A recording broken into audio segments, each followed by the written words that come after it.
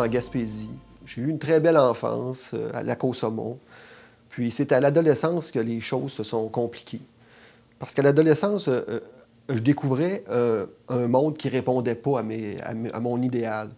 Fait que j'ai décidé de m'exclure de tout ce qui s'appelait système, organisation, structure, tout ce qui pouvait me contrôler. Parce que moi, j'avais décidé que prendre la vie du bon côté, puis de contrôler ma vie. Contrôler ma vie.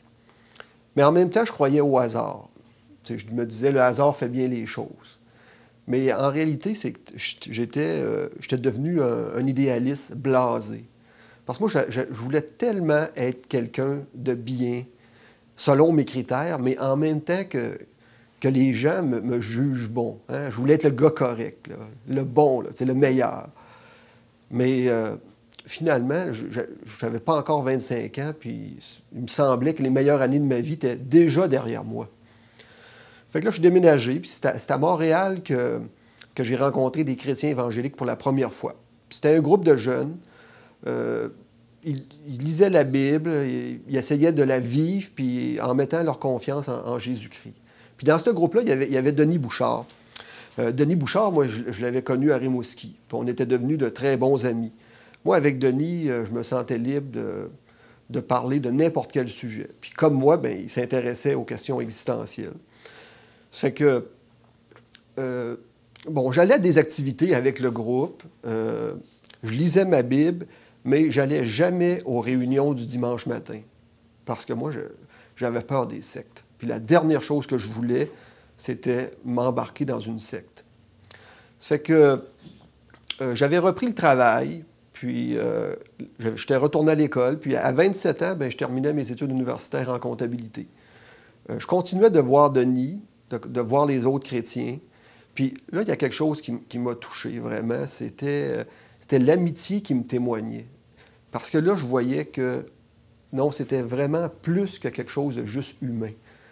Ça fait que cette année-là, j'ai commencé à aller à l'église à tous les dimanches matins. Je me suis converti, je me suis fait baptiser. Bon, qu'est-ce que la conversion? C'est quoi, c'est la conversion? Ben moi, il y avait plusieurs comportements que j'avais qui auraient dû être comme l'expression de ma liberté puis de mes droits, bien, ça ne me rendait pas heureux. Il restait comme un vide dans ma vie. Puis, bien, me convertir, c'était tout simplement de dire à Dieu que je marchais dans le mensonge, puis que je le regrettais vraiment, puis que j'avais besoin de son pardon, puis que j'acceptais de lui céder le contrôle de ma vie. Parce que pendant des années, j'avais prétendu contrôler ma vie, mais ça, c'était faux. Parce que je pouvais constater que tous les efforts que je faisais, c'était vain. Mais c'était très difficile d'abandonner ce besoin de cette recherche là, de compétition, d'approbation. C'était difficile de laisser ce fardeau-là au pied de la croix de Jésus.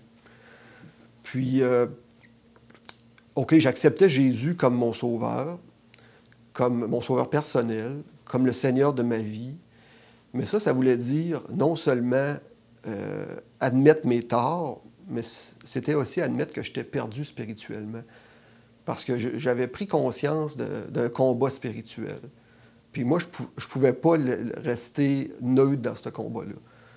D'un côté, il y avait Dieu, qui était le créateur de l'homme, qui voulait qu'on soit des créatures épanouies, qu'on soit heureux, qu'on ait sa paix. Mais d'un autre côté, il y avait un ennemi qui travaillait sans relâche, puis son but, c'était de nous amener avec lui dans la perdition éternelle. Ça fait que là, j'ai été libéré de ce besoin-là de me trouver bon, d'être jugé bon par les autres, parce que ma valeur, c'est en Dieu que je la trouvais. Puis ma valeur, bien, c'était qu'il avait accepté de donner son Fils en sacrifice pour mon salut. Puis dans la Bible, bien, je trouvais vraiment le guide par excellence pour ma conduite. Je le trouvais dans ce temps-là, puis je le trouve encore plus aujourd'hui.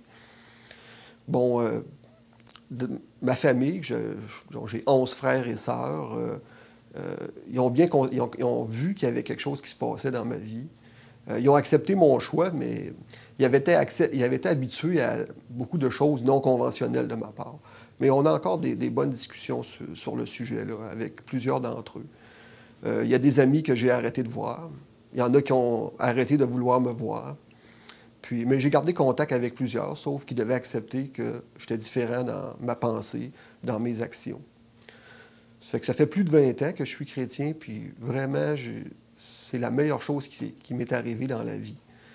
Puis, je voudrais te laisser un verset pour terminer. C'est dans 2 Timothée 4. Ça dit que Dieu veut que tout homme soit sauvé et parvienne à la connaissance de la vérité. C'est vraiment ce que je souhaite. Merci.